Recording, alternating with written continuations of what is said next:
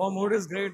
It's a great event, and it was a great opportunity to showcase my company, EduH Pro, which is into upskilling, profile building, test prep, and study abroad. This event has been extremely well conducted, managed. It's amazing to see so many startups, MSMEs under one roof. It's a great initiative, Saturday Club, and I think we should have more and more events like these so that startups and MSMEs are can reach out to the audience and talk about their work because we do a lot of work at the back end, but we might not have the resources to reach everyone.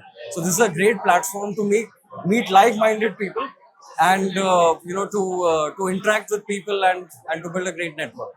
We have been hearing that when it comes to businesses or entrepreneurships, Gujarati and Marwadi people have always been Right.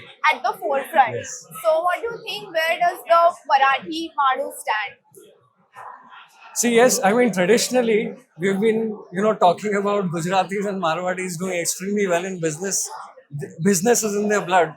But I don't think that is any longer true because the landscape has changed so much that there are so many, opportunities now present for everyone. We've seen so many Maharashtrians doing well. We've seen so many Mumbaikars doing well, and they are from different kinds of backgrounds, right? So gone are the days where we say that only a specific sect or a specific type of people do well in business.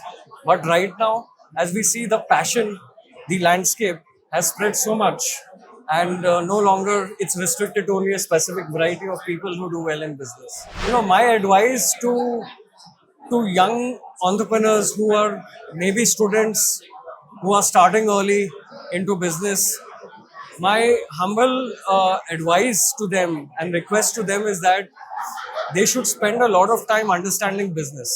They should understand various kinds of domains because to be successful in business, you need to be good at finance, marketing, operations, supply chain. So without marketing, no company can survive. Without finance, no company can survive, right? So it's very important that these skill sets are built early.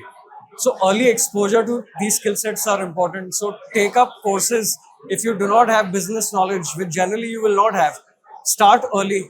Start at an early age. Start in early college, so that you build the skill set. So that when you start your company, you don't make so many mistakes. So whenever you start your business, you need to be ready.